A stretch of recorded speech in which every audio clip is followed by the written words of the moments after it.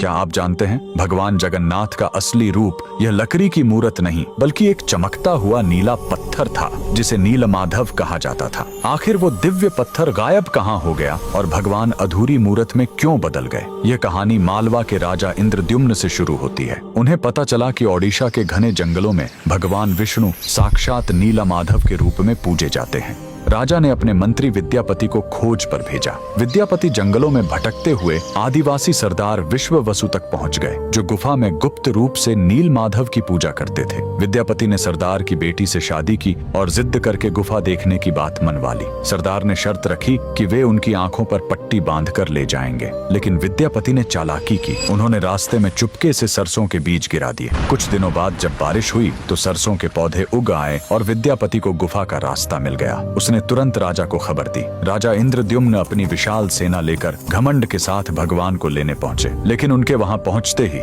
नीलमाधव की मूर्ति हमेशा के लिए गायब हो गई। भगवान अपने भक्त विश्ववसु के साथ हुए धोखे और राजा के घमंड से नाराज थे। राजा ने रोकर माफी मांगी और अन्न जल त्याग दिया। तब आकाशवाणी हुई, मैं अब उस पत्थर के रूप में नहीं मिलूंगा, अब मैं समुद्र तट पर एक लकड़ी के लट्ठे के रूप में आऊंगा। कुछ समय बाद पुरी के समुद्र तट पर एक विशाल अद्भुत लकड़ी का लट्ठा तैरता हुआ आया। राजा समझ गए कि यही भगवान का नया रूप है। उन्होंने तुरंत आदेश दिया कि इस पवित्र लकड़ी से भगवान की मूर्ति बनाई जाए, लेकिन समस्या यह हुई कि वह कोई साधारण लकड़ी नहीं थी। जैसे ही राज्य के बड़े बड़े कारीगर उस पर छेनी हथौड़ा चलाते, उनके औजार ही टूटकर बिखर जाते। उस दिव्य लकड़ी पर खरोंच तक नहीं आ रही थी। तब स्वयं भगवान विश्वकर्मा एक बूढ़े शिल्पकार के रूप में आए। उन्होंने कहा, मैं इससे मूर्ति बनाऊंगा, लेकिन मेरी एक शर्त है, 21 दिनों तक कमरा बंद रहेगा। अगर बीच में दरवाजा खुला तो मैं काम छोड़कर चला जाऊंगा। राजा मान गए। 15 दिनों तक अंदर से छेनी चलने की आवाज आती रही,